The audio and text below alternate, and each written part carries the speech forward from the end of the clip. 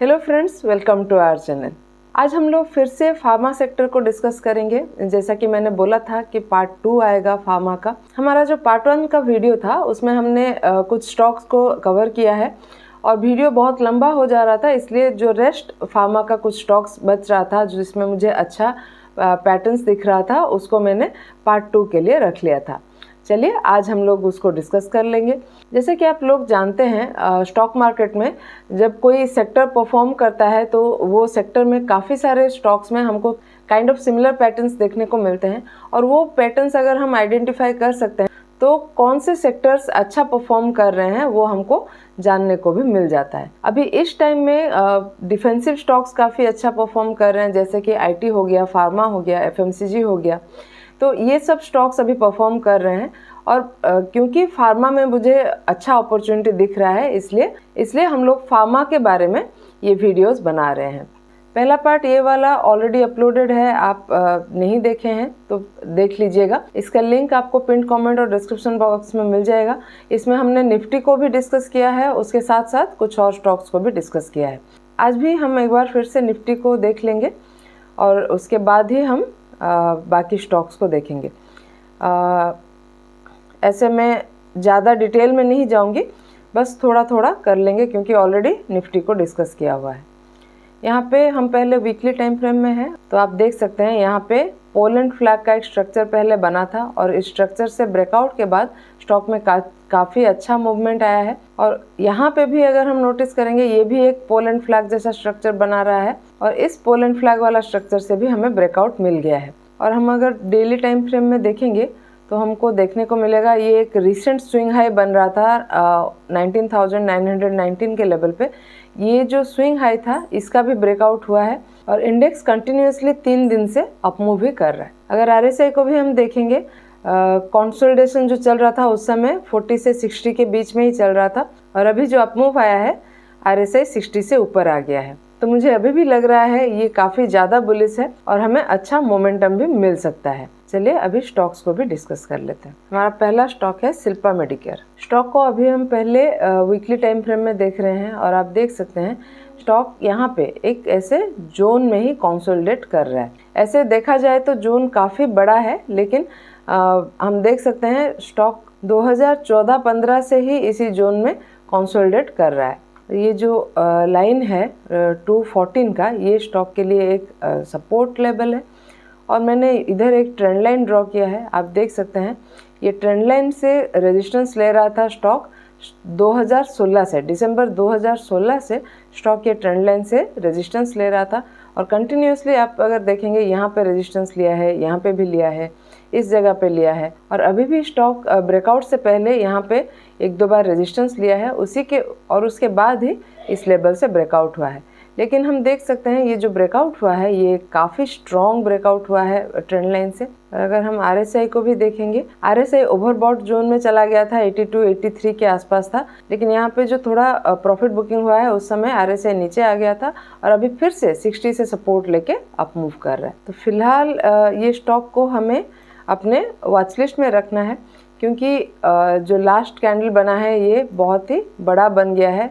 यहाँ पे trade plan तो थोड़ा मुश्किल लग रहा है। तो यहाँ पे मुझे एक रेजिस्टेंस दिख रहा है इस लेवल पे, ये जो 675 to 690 का जोन है, ये मुझे यहाँ पे एक इमीडिएट रेजिस्टेंस दिख रहा है। और आप अगर नोटिस करेंगे यहाँ से प्रॉफिट बुकिंग भी आया है इस वीक। तो मुझे लगता है स्टॉक थोड़ा सा नीचे आ सकता है। तो अभी अगर देखा जाए ये जो जोन है यहाँ पे कोई ट्रेड नहीं बन रहा है। स्टॉक अगर इस लेवल से ब्रेकआउट करता है और इसको सपोर्ट लेके यहाँ पे कंसोलिडेट करता है तो एक ट्रेड प्लान किया जा सकता है, या फिर किसी भी रीज़न से अगर स्टॉक थोड़ा सा नीचे आता है, रिटेस्ट करता है, तब भी यहाँ पे एक ट्रेड प्लान किया जा सकता है। तो रिटेस्ट में अगर स्टॉक मिलता है तो ये रेजिस्टेंस तक हमें एक टारगेट मिल सकता है और स्टॉक अगर इसको अचीव कर लेता है तो ये जो हमारा ऑल टाइम हाई जोन है ये टारगेट भी हमें आगे मिल सकता है। चलिए देखते हैं हमारा अगला स्टॉक सन फार्मा। इसको भी हम पहले वीकली टाइम फ्रेम में देख रहे हैं। स्टॉक जो है 2015 से लेके 2023 तक ये 1199 का जो लाइन है इसको रेजिस्टेंस की तरह ले रहा था और नवंबर 2023 में इस रेजिस्टेंस से ब्रेकआउट हुआ है। करीब 8 साल का कंसोलिडेशन से ये ब्रेकआउट हुआ है और ब्रेकआउट के बाद स्टॉक काफ़ी फास्ट मूव किया है।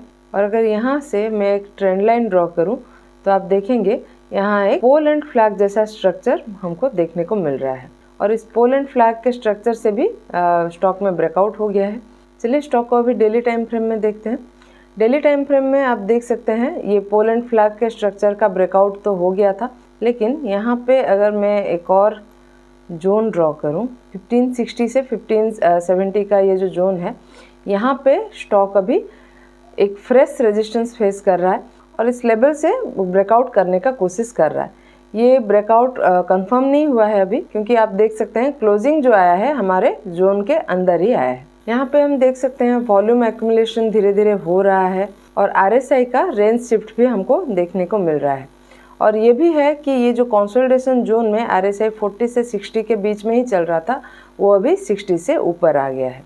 तो ये स्टॉक में ट्रेड प्लान दो तरीके का हो सकता है, या तो स्टॉक इस लेवल से ब्रेकआउट करके सस्टेन करे, या फिर स्टॉक अगर इस जोन में रेजिस्टेंस फेस करता है और यहाँ पे या तो कंसोलिडेट करता है या फिर थोड़ा सा रिटेस्ट करता है, तो भी एक ट्रेड प्लान किया जा सकता है। तो स्टॉक में हमें टारगेट ये ऑल टाइम हाई जोन तक मिल सकता है, और अगर ये टारगेट अचीव हो जाता है, यहाँ पे ऐसा एक राउंडिंग बॉटम जैसा पैटर्न बन जाएगा और हमें आगे और भी अच्छे टारगेट्स मिल सकते हैं। चलिए अभी देखते हैं हमारा अगला स्टॉक लॉरस लैब। अभी हम चार्ट के वीकली टाइम फ्रेम में हैं और आप देख सकते हैं ये जो मैंने जोन ड्रॉ किया है 445 से 450 का, ये जोन स्टॉक के लिए एक इम्पॉर्टेंट जोन है। स्टॉक यहाँ पे पहले सपोर्ट ले रहा था, कुछ दिन यहाँ पे सपोर्ट लेके कंसोलिडेट किया, फिर स्टॉक में इस लेवल से ब्रेकडाउन हुआ है और फिर स्टॉक इसी लेवल को रेजिस्टेंस की तरह ट्रीट कर रहा था और ये रेजिस्टेंस के लेवल के पास कंसोलिडेशन करके यहाँ से ब्रेकआउट किया है। तो अगर मैं एक लाइन में बोलना चाहूँ, ये स्टॉक में मेरा व्यू ऐसा है कि अगर ये जो लाइन है, इस लाइन के ऊपर मैं बुलिश हूँ। अगर स्टॉक इस लाइन के ऊपर रहता है, यहाँ से अपमूव करता है, तो ये मेरे लिए एक अच्छा स्टॉक हो जाएगा। और स्टॉक अगर ये लाइन को ब्रेक कर देता है, नीचे आ जाता है, मैं इसमें बियरिश हो जाऊँगी और इसमें भी हमें अच्छा खासा टारगेट मिल सकता है ये ऑल टाइम हाई जोन तक। ये स्टॉक को भी हमें हमारे एक व्यूअर ने सजेस्ट किया है। इनका नाम है Gaurav Jaulkar. Thank you so much sir. चलिए अभी अगला स्टॉक देखेंगे, वॉकहार्ट फार्मा।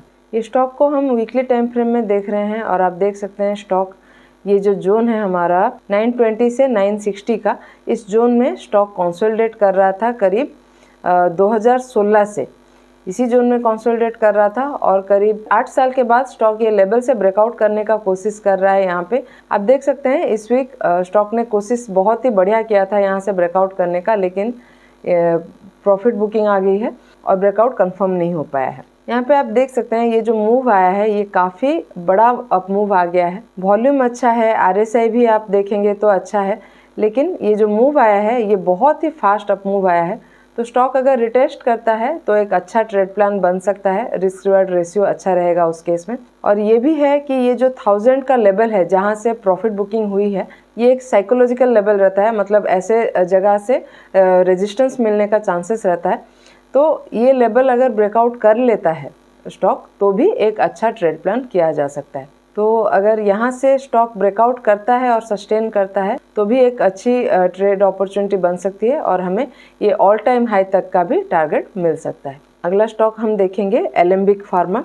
ये स्टॉक को हमने रिसेंटली डिस्कस किया था 2 तारीख को, और इसको मैं ज़्यादा डिटेल में नहीं डिस्कस करूँगी क्योंकि वीडियो लंबा हो रहा है और ऑलरेडी रिसेंटली डिस्कस किया है, तो इसको अभी और डिस्कस नहीं करेंगे। लेकिन इतना मैं बोलना चाहूँगी, यहाँ पे भी स्टॉक ब्रेकआउट करने का कोशिश कर रहा है इस जोन से। अगर ब्रेकआउट कंफर्म हो जाता है तो अच्छा टारगेट्स मिल सकता है। डिटेल्ड एनालिसिस चाहिए तो आप 2 तारीख का वीडियो को चेकआउट कर सकते हैं। अगला स्टॉक है मार्क्संस फार्मा। ये स्टॉक को अभी हम पहले वीकली टाइम फ्रेम में देख रहे हैं और आप देख सकते हैं स्टॉक 2015 से अगस्त 2015 से इसी लेवल पे कंसोलिडेट कर रहा था और नवंबर 2023 में करीब 8 साल के कंसोलिडेशन के बाद स्टॉक में इस लेवल से ब्रेकआउट हुआ है। और ब्रेकआउट के बाद भी स्टॉक ज़्यादा मूव नहीं किया है, थोड़ा सा अपमूव के बाद इसी लेवल पे कंसोलिडेट कर रहा है। और ये जो मैंने जोन ड्रॉ किया है, इसी जोन के अंदर स्टॉक एक रेंज बाउंड होके चल रहा था और अभी स्टॉक में इस रेंज से भी ब्रेकआउट हो गया है। आप अगर नोटिस करेंगे ये जो एक 180-181 का लेवल है, इस लेवल से ब्रेकआउट हो गया है।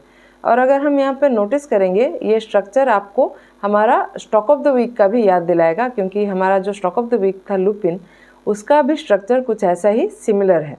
अगर आपने हमारा स्टॉक ऑफ द वीक का वीडियो नहीं देखा है तो उसको भी चेक कर लीजिएगा, बहुत ही अच्छा स्टॉक है और अच्छे टारगेट्स हमको दिख रहे हैं, उसको भी चेकआउट कर लीजिएगा। लिंक आपको पिन कमेंट और डिस्क्रिप्शन बॉक्स में मिल जाएगा। यहाँ पे अगर हम इसी पोर्शन को नोटिस करेंगे तो आप देख सकते हैं ये एक पोल एंड फ्लैग का स्ट्रक्चर भी यहाँ पे बना रहा है। देखिए ये हो जाएगा पोल और ये उसका फ्लैग। तो जनरली पोल एंड फ्लैग का स्ट्रक्चर में अगर ब्रेकआउट होता है तो बहुत ही बढ़िया हमको टारगेट्स मिलते हैं। तो इसमें भी मैं एक्सपेक्ट कर रही हूँ मुझे अच्छा टारगेट मिल सकता है।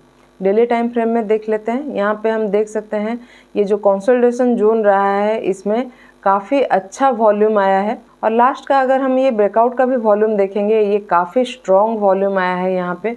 और ब्रेकआउट का भी कैंडल आप देखेंगे, ये काफ़ी स्ट्रॉन्ग कैंडल बना है, ऑलमोस्ट मारूबुजू काइंड का कैंडल बना है। और RSI भी 40 से 60 के बीच में ही चल रहा था इस कंसोलिडेशन में। थोड़ा बहुत कोशिश किया है 60 से ऊपर जाने का, लेकिन नहीं हो पाया था। लेकिन अभी काफ़ी शार्प मूव किया है 60 से। तो अभी मुझे लग रहा है स्टॉक काफ़ी बुलिश है और अच्छा टारगेट इसमें मिल सकता है। हमारा अगला स्टॉक है डॉक्टर लाल पैथलैब्स। स्टॉक फार्मा सेक्टर से तो नहीं है लेकिन डायग्नोस्टिक्स से है और मुझे चार्ट अच्छा दिख रहा था तो हम इसको भी एक बार डिस्कस कर लेंगे। ये स्टॉक को भी हमें हमारे व्यूअर्स ने ही सजेस्ट किया है।